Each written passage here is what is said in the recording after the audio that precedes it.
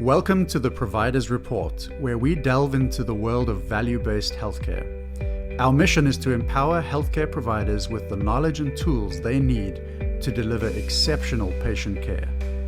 Each episode, we explore best practices, innovative strategies, and real-world examples of how to achieve the highest standards in patient communication and outcomes. Join us as we transform the future of healthcare, one conversation at a time. Hey guys, welcome to another episode of the Provider's Report. I'm really excited about this episode because we're going to be talking about the concept of time within your career and what that can mean, whether you're a student, an early grad, a new provider, or a well-esteemed provider, someone who's been doing healthcare work for a very long time. I think it really doesn't matter where you're at in your career. It's important to know what time even means in your career. So the biggest thing I want to talk about today is the primary difference between looking at your career and choosing the long game or the short game. And I'm sure most of you have heard of this concept by now, maybe outside of a healthcare career, but it's really important to understand the pros and the cons, the risk versus reward of choosing either direction. And it's even more important if your end goal is something much bigger than you. You know, if you're working in a hospital structure or something like that, you might have some end goals to reach XYZ position. Maybe that involves leadership. Maybe that involves being, the number one provider in your specialty or on a specific floor, or, taking the initiative to achieve certain metrics as far as your salary, your bonus structure, your tenure within a company. And then if you're in an outpatient setting, that can look a little bit different. Maybe you're looking for some of those things, but maybe you're just looking for overall practice growth if you're an owner. Maybe you're trying to climb the ladder if you are not the owner, but you would like to become partner one day. All of those concepts that I just described could either be ran after via the short game or the long game. So let's dive into that a little bit more. So first off, the short-term mentality. So the short-term mentality is seeking immediate results, trying to find those quick gains. So sometimes these providers are going to be a little bit more aggressive with marketing. Maybe you're going to be able to find some shortcuts throughout your career, but it's important to understand that it might not be sustainable long-term. That short-term mentality might serve you right now within a couple-year structure, but it's not really possible if you're looking at a 20, 30-year career to play the short-term game that entire time. It's just not going to work.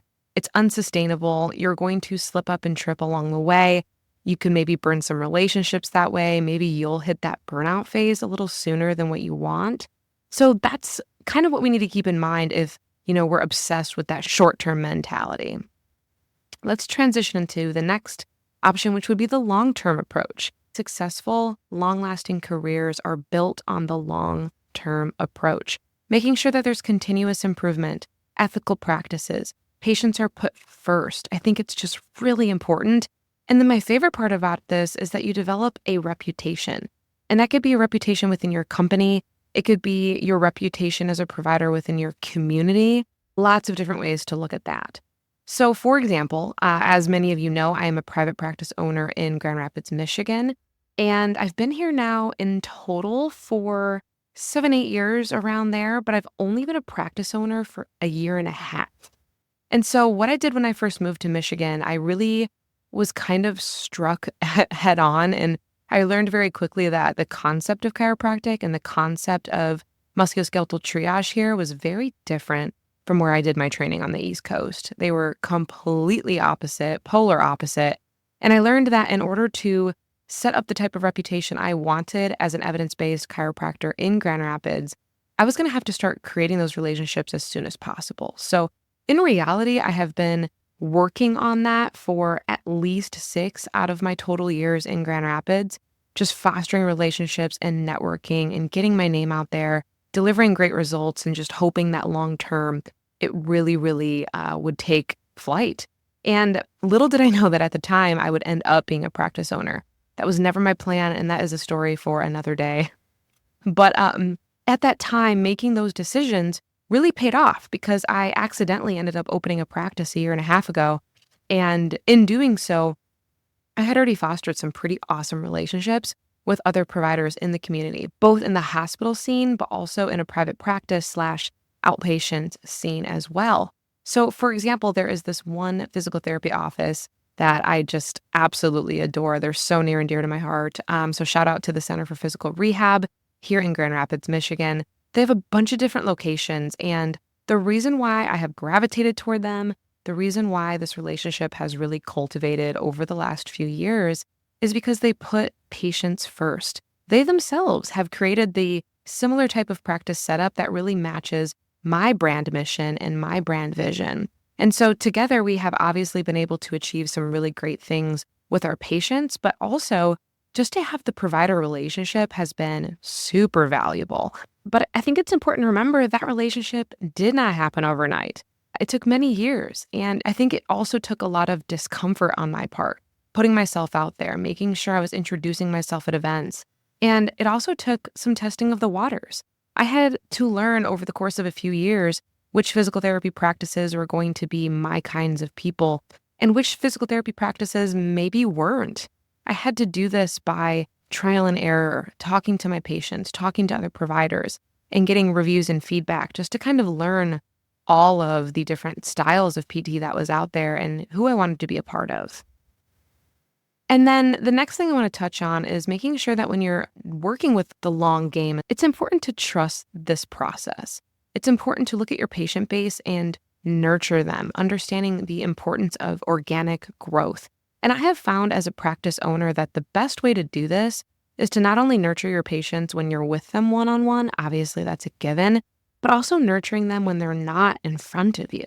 And the greatest way that my practice has been able to achieve this is by using a company called Trust Driven Care. So I'm going to, of course, insert a plug here. They are incredible.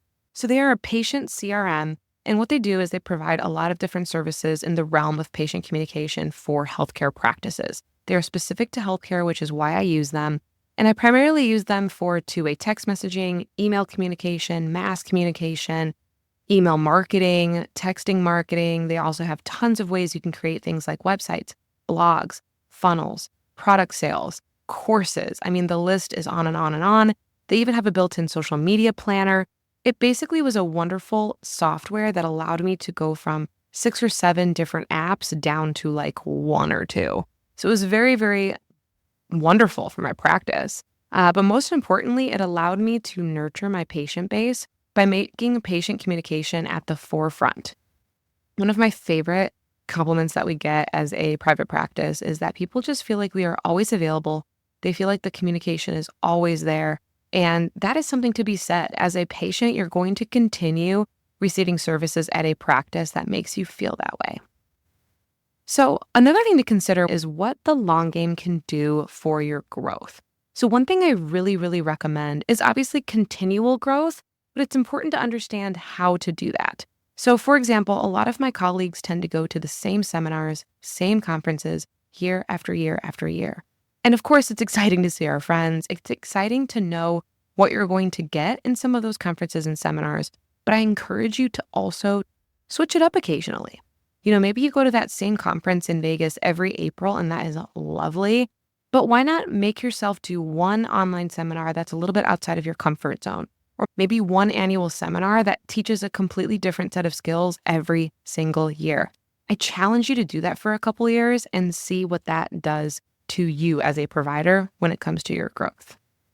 Growth happens over time. So this is just a really easy way to make sure that it is a priority for you.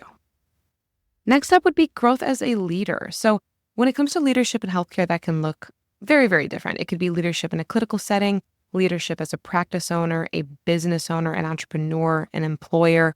It could also mean just leading a team and mentoring others, either directly or indirectly, in certain communities. So it's really important to make sure that over the years, we are learning those type of skills as well, not just the clinical skills. So I think that leadership growth should be gradual because you're not only going to be using the skills that you've picked up naturally over time, but also things that you are spending the extra time to learn.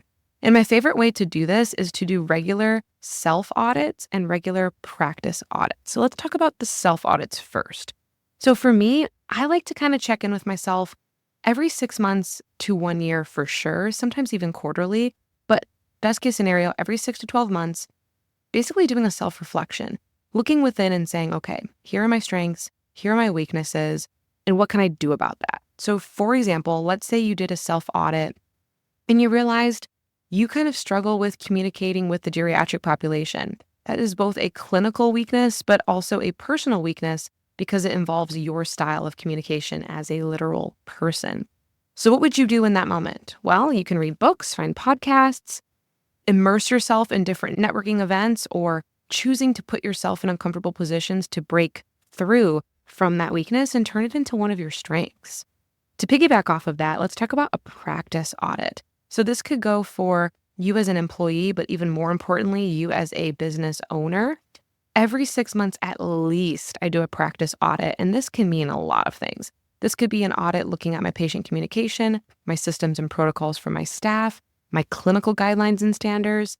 It could be billing even. It could be looking at my schedule for my practice and making sure I'm optimizing the time of all of my providers very well. I love to do employee audits as well, taking a look at my current overhead, taking a look at all of my relationships with each employee, checking in with them too, once or twice a year, even more, making sure that they are happy with their jobs, making sure that they are doing what they love and not doing the things that bring them down on a daily or weekly basis. And what you find from these audits is really powerful. It basically sets the tone so that you know every 6 to 12 months what changes to implement in your practice. For me, doing regular statistics is how I make a lot of these big decisions. I also relate those statistics to my business plan that I wrote up a couple years ago and making sure I'm always auditing, always changing. I think that the best businesses who become the most successful really are the ones that make changes regularly. And let's be real, change is hard. I totally get that. But that is the difference between a complacent company, a complacent business or practice, and one that is thriving. We have to be able to change. That will not only grow you as a provider and employee, but it will also grow you as a business owner, as a practice owner, if that is the position that you are in. Another thing I want to add here, I like to routinely meet with trusted colleagues. So it might not be every colleague, but just having a couple buddies that are in your field that you can reach out to a couple times per year, grab a couple drinks, go out for dinner, and just chat about what's working in your practice, what's not working in your practice. I have a person like that even in Grand Rapids, and she's only 10 minutes away from my practice, but we are able to do this so efficiently. And I think it comes down to our practices being very different, but our mission and our values being so similar. And so she and I do this a couple times per year, and it has been monumental for me just to get an outsider's perspective. And I try to do this a few times per year with different people too, just to get a different set of eyes on my practice when it comes to that auditing game. So I highly, highly recommend that. So I hope this episode was useful. Again, my recommendation is to always play the long game. Make sure you're developing your skills, trying to grow in leadership roles, and ultimately make sure patients are put first. Make sure you're building an ethical practice regardless of your position type. This long game strategy will set you up for success in every platform, and that is something I can guarantee. So I want to close this episode with a quote from Tony Robbins that just blew my mind when I read it. It just honestly gave me chills. So I'm going to read this, and I hope that it inspires you to do your audit on both you and your practice next. So he said, most people overestimate what they can do in a year, and they underestimate what they can do in 2 or 3 decades. I'm going to say that one more time, you guys. Most people overestimate what they can do in 1 year, and they underestimate what they can do in 2 or 3 decades. Think about that. Let it sink in. Think about where you were 10 years ago. Think about where you are now. And envision your life 10 years from now. How many things could you accomplish by playing the long game and setting yourself up for success? I implore you guys to listen to this episode a couple times. Take especially the auditing to heart.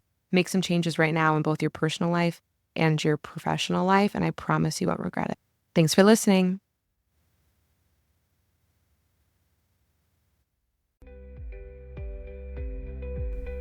Thank you for tuning in to the Provider's Report.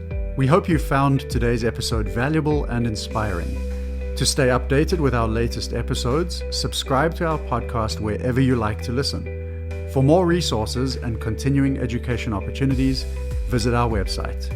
Together, we can make a difference in the lives of our patients and truly set a standard for value-based healthcare.